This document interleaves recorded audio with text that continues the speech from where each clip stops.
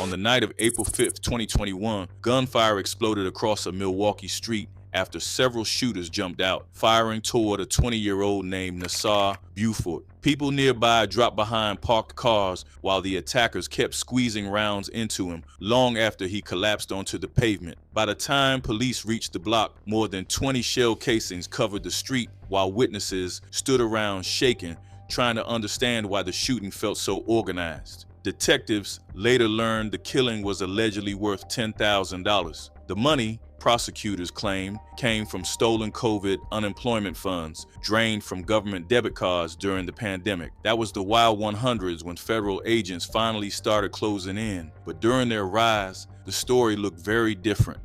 The city, the crew, and the money flood long before federal agents kicked doors open across Milwaukee during 2023. The North Side already carried decades of tension built from disappearing jobs, fractured neighborhoods, overcrowded jails, struggling schools, plus generations raised around constant violence. Back during the mid-'80s, older black families throughout Milwaukee still remembered when nearby factories gave people stable paychecks, although entire sections of the city started collapsing once industrial work slowly disappeared from those communities. Empty storefronts spread across commercial strips surrounding Capitol Drive, while younger kids grew up around surveillance cameras, police spotlights, gang politics, plus stories about hustlers who earned fast money quicker than regular workers ever could. By the late 2010s, many blocks across Milwaukee's North Side already viewed neighborhood crews almost like small organizations, carrying their own identities, reputations, alliances, enemies, social media pages, plus circles of younger recruits trying hard to gain respect. The Wild 100s grew directly from that environment instead of appearing out of nowhere, which partly explains why people around Capitol Drive already knew their name before the federal indictment ever became public. Some residents called them Shark Gang, while others shortened everything down into SNG, although the image surrounding the crew stayed mostly the same, no matter which nickname appeared online. Pictures started circulating across Instagram showing younger members flashing thick cash stacks beside firearms, designer clothes, jewelry, rental cars, vacations, plus unemployment debit cards spread across tables like trophies after successful ATM runs. The online activity mattered more than older people realized because younger guys across Milwaukee started viewing fraud money almost like a new version of trapping, except phones replaced corners, while fake claims replaced hand-to-hand drug deals. Around that same period, different names connected themselves to the Wild 100s in different ways depending on their role within the crew's growing operations throughout Milwaukee streets. Michael Anderson eventually became one of the first members publicly tied to fraudulent unemployment claims, while investigators later connected him to illegal firearm possession involving a Glock handgun. Chaz White allegedly moved through several layers of activity involving drugs, weapons, plus the larger fraud operation itself, which made him stand out among older members, carrying influence around younger crash-outs chasing reputations online. Javante Cotton reportedly operated near both narcotics activity plus firearm movement, while Morris Rittman later faced accusations tied to weapons possession connected to the wider conspiracy prosecutors spent years building. Ramon Savage, Kiori Smith, Jaquan Wright, Demetrius Exum, Larry Hamilton, Jalen Williams, plus several others eventually appeared throughout the federal indictment, although investigators later argued the organization functioned less like random friends committing crimes together, plus more like overlapping circles connected through money, loyalty, social media visibility, firearms, plus neighborhood identity. By early 2020, COVID lockdowns completely changed daily movement across Milwaukee streets, while unemployment offices struggled under massive pressure from desperate people filing benefit claims across America. The Pandemic Unemployment Assistance Program moved money quickly toward applicants, although weak verification systems created opportunities that spread through street circles almost immediately after online tutorials started showing people how to exploit the process. Fraud suddenly became one of the hottest hustles moving through Milwaukee's north side since debit cards loaded with government money arrived through mailboxes without traditional street violence attached to them at first. Federal prosecutors later claimed Ronald Bowman became one of the people teaching others inside the Wild 100s how to manipulate unemployment systems using fake applications filed across multiple states, including California. The process reportedly turned simple once people understood the method, since fraudulent claims produced preloaded debit cards that crews could drain through repeated ATM withdrawals across Milwaukee neighborhoods. Groups allegedly moved from machine to machine, e-cashing out cards loaded with thousands of dollars, while younger members suddenly carried more money than many longtime hustlers around Capitol Drive ever touched legally. Expensive firearms started appearing more frequently throughout Milwaukee streets once fraud proceeds flooded neighborhoods already struggling with violence, while social media posts displayed vacations, jewelry, designer outfits, rental properties, plus stacks of fresh cash moving through hotel rooms. Prosecutors later argued that fraud money from the fraud transformed the Wild 100s from another neighborhood crew into something more organized,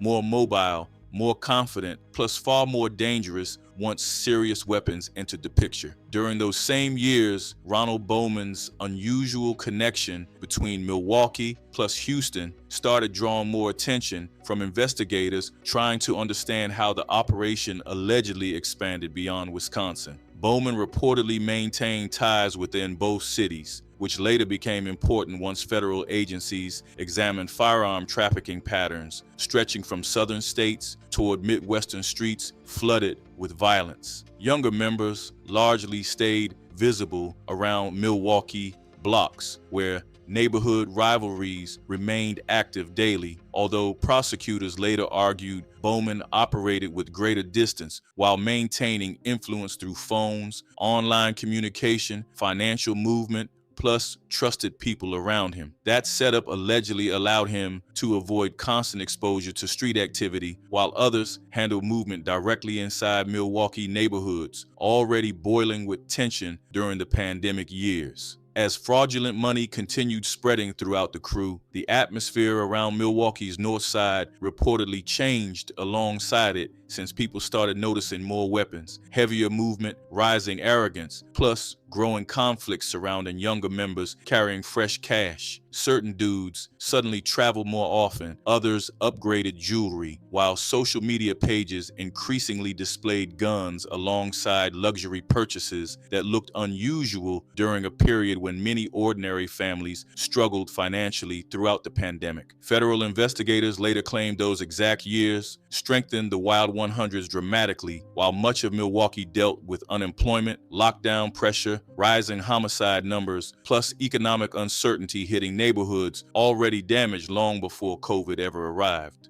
The $10,000 murder plot. By the spring of 2021, Milwaukee's north side already felt tense almost every night, while shootings across the city climbed higher during the lockdown years, making neighborhood grudges move faster than many older heads expected. Crews around Capitol Drive stayed heavily active online during that period, although arguments that once stopped at disrespectful Instagram posts increasingly turned deadly once a fraudulent money started flooding local streets. Rumors surrounding Nassar Buford connected him loosely to people allegedly tied to rival circles opposing the Wild 100s, which mattered inside Milwaukee gang politics, even if somebody personally stayed away from direct street activity. Federal prosecutors later claimed tensions escalated far beyond ordinary retaliation after Ronald Bowman allegedly used social media to offer money connected to violence targeting relatives of rivals, which shocked even people familiar with gang warfare around the city. Older hustlers around Milwaukee quietly talked about the situation differently once those allegations surfaced, mainly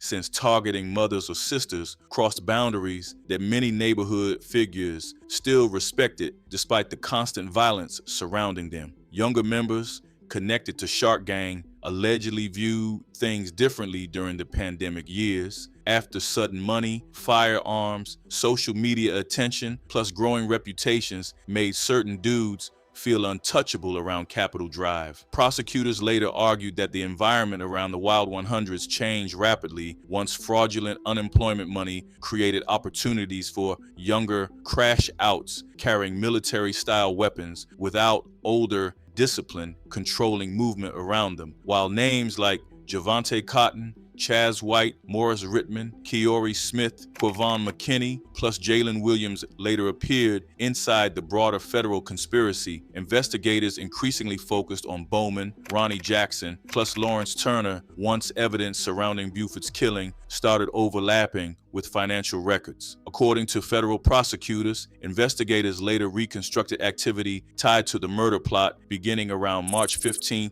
2021, after communication records allegedly connected several Wild 100s members moving around Milwaukee during the weeks leading up to Buford's death. Ronnie Jackson allegedly helped coordinate parts of the operation through phone conversations plus planning discussions, while Lawrence Turner reportedly became closely tied to arranging shooters connected to the eventual ambush. Detectives later argued the killing showed signs of preparation from the beginning, since movements surrounding the suspects allegedly involved repeated communication, organized transportation, plus money promised beforehand instead of spontaneous retaliation after a random confrontation. The payment itself became one of the most disturbing details once prosecutors claimed the promised $10,000 reward allegedly came directly from fraudulent COVID unemployment claims filed through programs designed to help struggling Americans survive lockdown conditions. Federal investigators later described how debit cards loaded with unemployment money allegedly moved through Milwaukee during that period, while certain Wild 100s members regularly cashed out large amounts through repeated ATM withdrawals. Surveillance footage, transaction records, phone activity, plus communication logs slowly helped investigators connect financial movement toward individuals already under suspicion after Buford's killing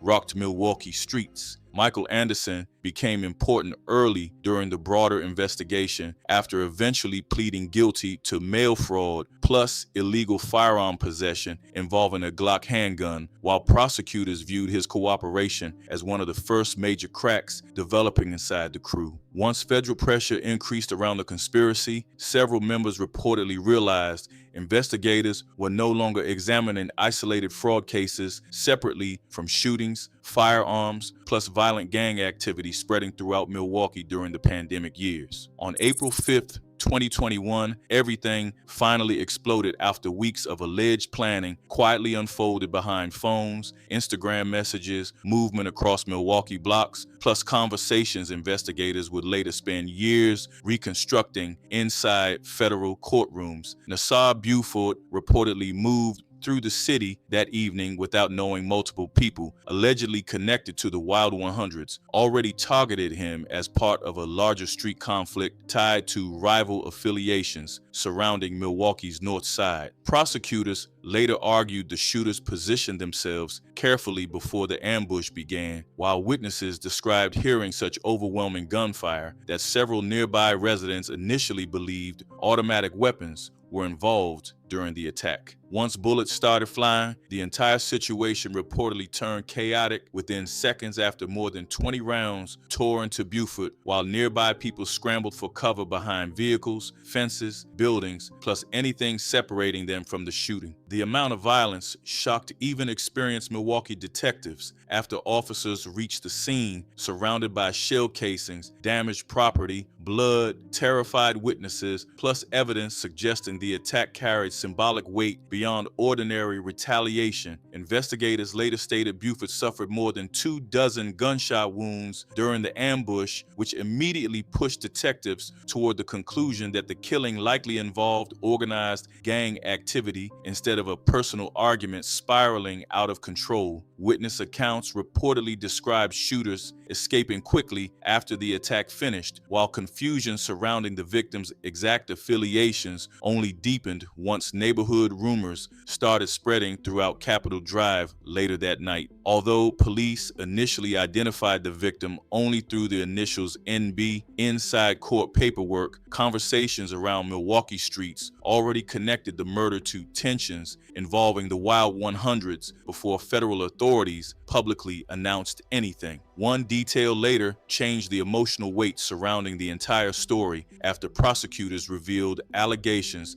suggesting Buford may not even have been the original intended target connected to the murder plot. According to statements later presented during detention hearings, Bowman allegedly offered money online tied to violence involving female relatives connected to rival gang members instead of directly targeting another active street figure. Investigators eventually concluded the shooters either failed to locate those intended targets or shifted attention toward Buford due to his associations around Milwaukee's north side, turning him into collateral damage inside a larger conflict he allegedly was not central to. Once that information surfaced publicly years later, the opening scene surrounding Buford's death suddenly felt different, since the victim possibly died from proximity to dangerous people rather than direct personal actions. That theory also exposed how reckless Milwaukee street politics allegedly became during the COVID years. Once fraudulent money increased access toward guns, vehicles, travel, plus younger shooters willing to crash out publicly for status. While older neighborhood conflicts usually followed predictable retaliation patterns, federal prosecutors argued the Wild 100s increasingly operated with greater aggression after fraud money allegedly financed movement across several criminal activities simultaneously. Investigators later linked parts of the broader conspiracy to machine gun allegations, firearms trafficking accusations, narcotics movement, plus interstate communication involving Milwaukee plus Houston connections surrounding Bowman. The growing case slowly transformed from one homicide investigation into something much larger once federal authorities believed multiple Wild 100s members participated in overlapping operations involving stolen pandemic money plus organized violence. Pressure started building heavily throughout the crew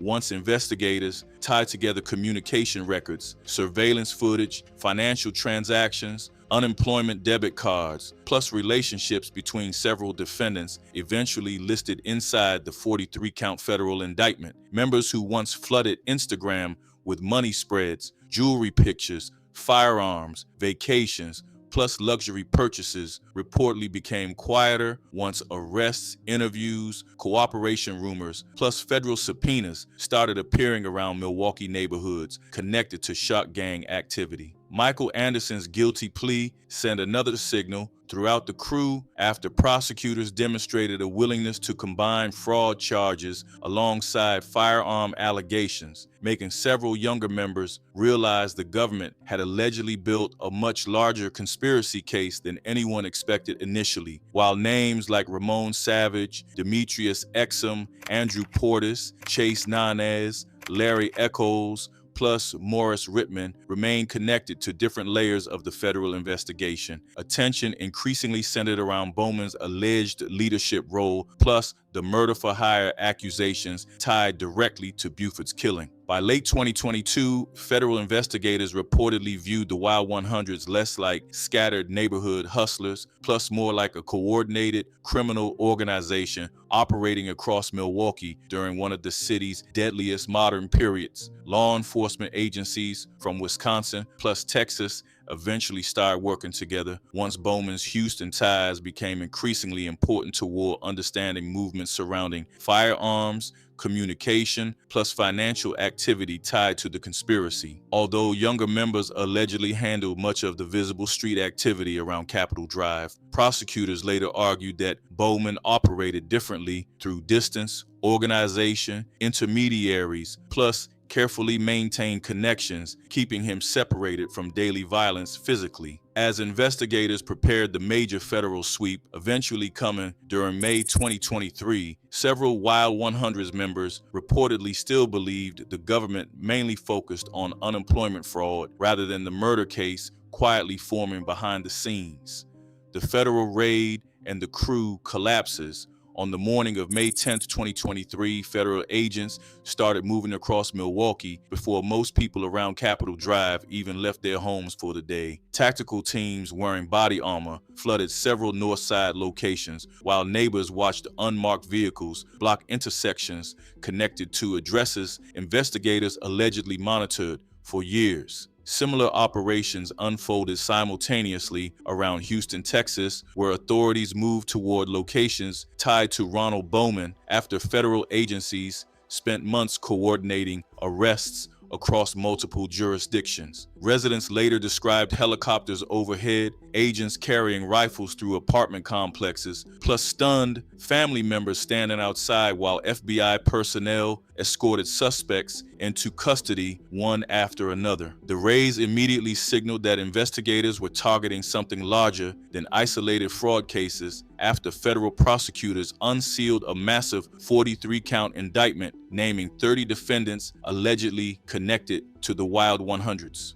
Murder-for-hire accusations involving Nassar Buford sat near the center of the case, although prosecutors also tied the organization to unemployment fraud, narcotics activity, firearms trafficking, witness intimidation, plus machine gun possession involving several crew members. Federal authorities claimed the conspiracy stretched from July 2020 through April 2023, which meant investigators believed the Wild 100s spent nearly 3 years operating overlapping criminal schemes throughout Milwaukee, while violence across the city steadily climbed. Once details surrounding the indictment became public, many people around Capitol Drive realized the government allegedly tracked not only shootings, but also debit card withdrawals, interstate communication, weapon transfers, plus social media activity tied to the crew's rise during the pandemic. Machine gun allegations especially caught attention around Milwaukee after prosecutors accused several defendants of possessing fully automatic firearms, while also transferring weapons to a people legally prohibited from carrying guns.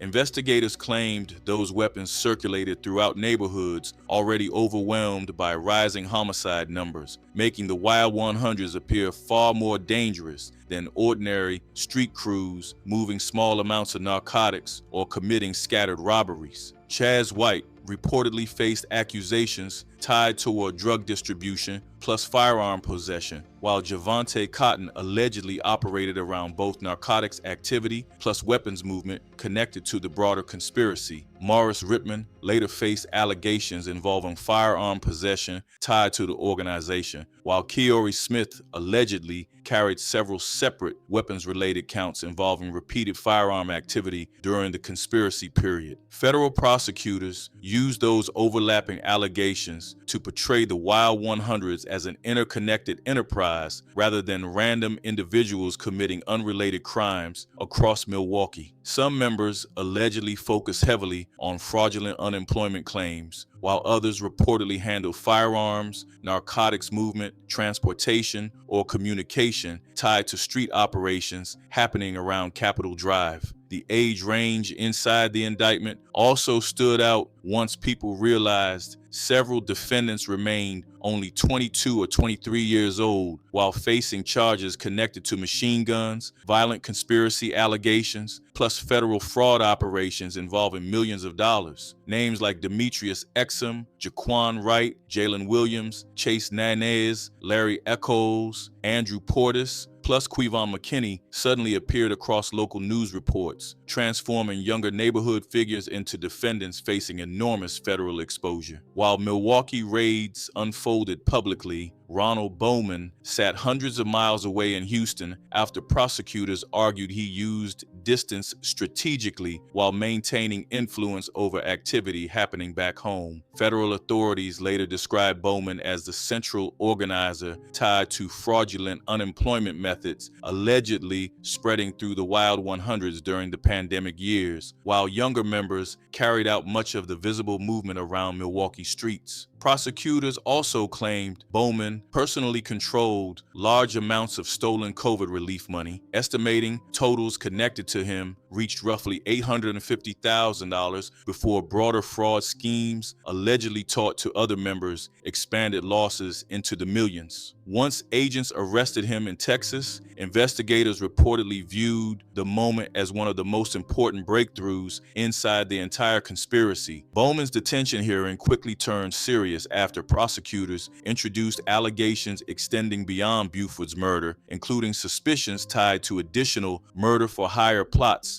connected to Milwaukee gang conflicts. Federal attorneys also argued that Bowman posed an extreme danger toward witnesses after investigators uncovered alleged attempts involving intimidation or pressure connected to people cooperating with the case. During hearings, prosecutors repeatedly emphasized how fraudulent pandemic money allegedly financed firearms, vacations, jewelry, narcotics activity, plus deadly violence spreading across Milwaukee during one of the city's worst homicide periods in decades. Bowman's defense pushed back heavily against those accusations, although Judge William Duffin ultimately denied bond after concluding the allegations surrounding the Wild 100s carried too much danger for release while the case moved toward trial. Once Bowman remained jailed awaiting trial, the image surrounding the Wild 100s started collapsing publicly after years of social media flexing, expensive purchases, plus neighborhood reputation building tied to easy fraud money. Federal investigators now control phones, financial records, communication logs, surveillance evidence, plus cooperating witnesses, slowly helping prosecutors build a clearer picture surrounding how the organization allegedly operated during the pandemic years.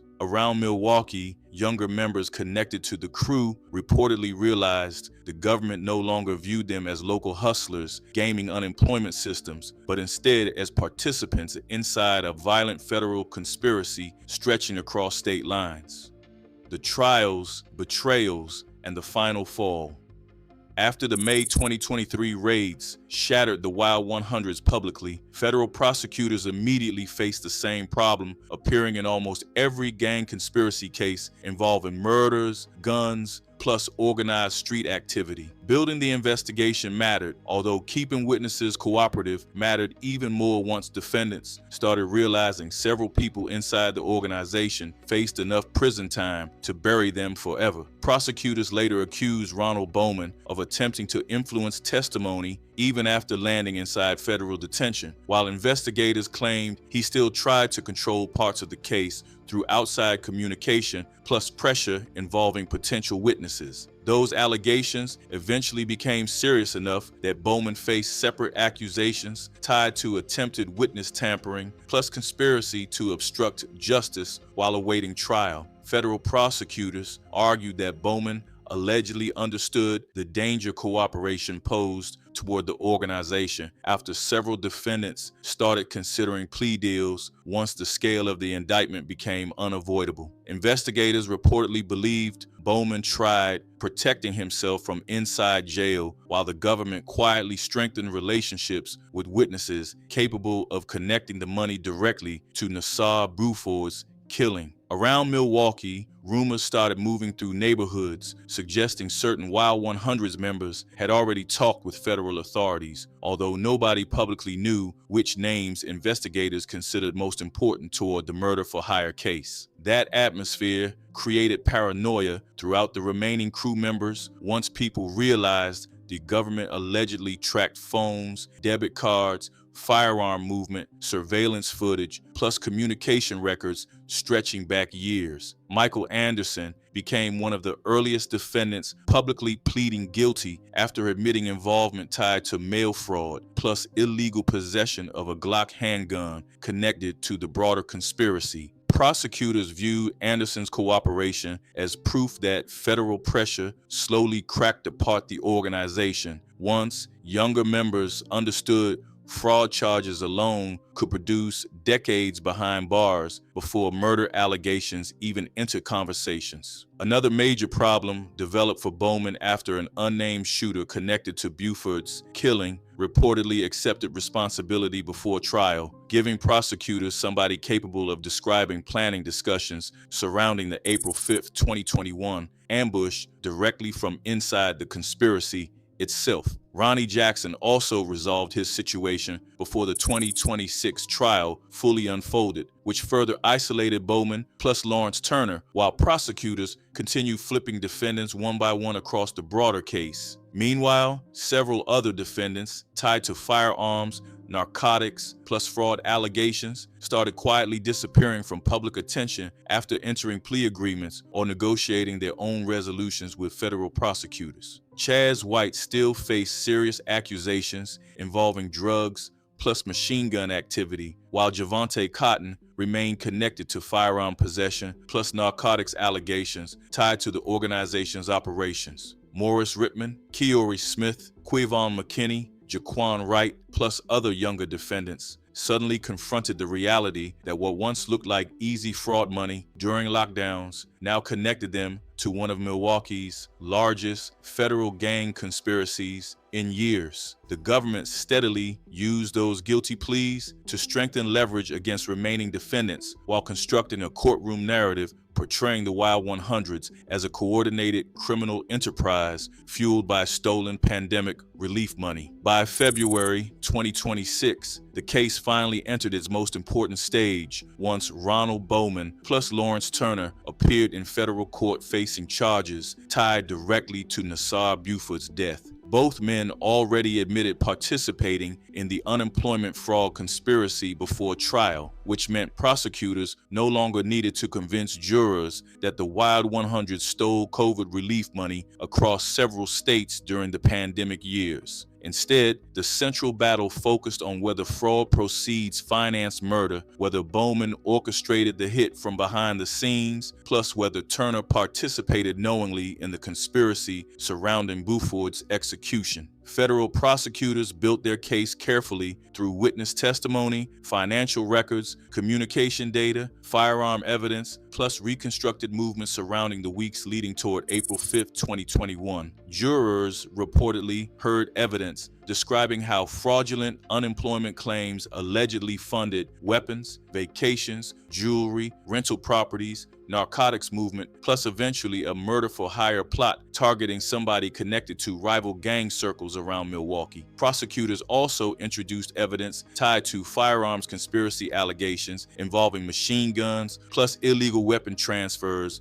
connected to several Wild 100s members during the pandemic period. Witnesses reportedly described planning discussions, movement between defendants, communication surrounding payments, plus the atmosphere surrounding the rivalry, eventually leading toward Buford's killing. Bowman's alleged attempts toward witness intimidation also entered the trial, strengthening the prosecution's narrative that he still tried to control outcomes long after federal authorities dismantled much of the organization publicly. On March 4th, 2026, the jury finally delivered guilty verdicts against Ronald Bowman plus Lawrence Turner after years of investigation surrounding the Wild 100's conspiracy stretching between Milwaukee plus Houston. Bowman was convicted on murder-for-hire charges, firearms conspiracy allegations, witness tampering accusations, obstruction-related counts, plus crimes tied to financing violence through fraudulent pandemic relief money. Turner was also convicted for his role in Buford's killing, leaving both men facing mandatory life sentences inside federal prison once sentencing eventually arrives. Federal officials immediately framed the convictions as the destruction of a violent gang enterprise that allegedly used stolen COVID assistance money to finance executions, machine guns, narcotics activity, plus broader street violence throughout Milwaukee. By the end of the case, the image surrounding the Wild 100s looked completely different from the flashy Instagram lifestyle younger members once pushed online during the pandemic years. The money disappeared through legal fees, seizures, arrests, investigations, plus years spent chasing status around Milwaukee streets, already collapsing under violence before COVID ever arrived. Several defendants faced decades behind bars, while others cooperated, simply trying to avoid dying inside federal prison after realizing the government had built overwhelming evidence around the organization. At the center of everything remained Nassar Buford, a 20-year-old man killed in April 2021, while prosecutors later suggested he might not even have been the original intended target behind the murder plot. That final detail continued haunting the story years after the shooting itself faded from Milwaukee headlines, since it exposed how randomly death could move once fraud money, gang rivalries, social media pressure, firearms, plus pandemic chaos collided together inside one environment. A federal courtroom eventually connected the Wild 100s to stolen unemployment money, machine guns, organized violence, witness intimidation, plus murder-for-hire allegations stretching across several years, although none of that changed the original outcome from April 5th, 2021. One street ambush carried out during the height of the pandemic kept echoing through Milwaukee long afterward. While the crew scattered, multiple lives collapsed, plus several young men who once flashed cash online prepared to spend the rest of their lives inside prison walls.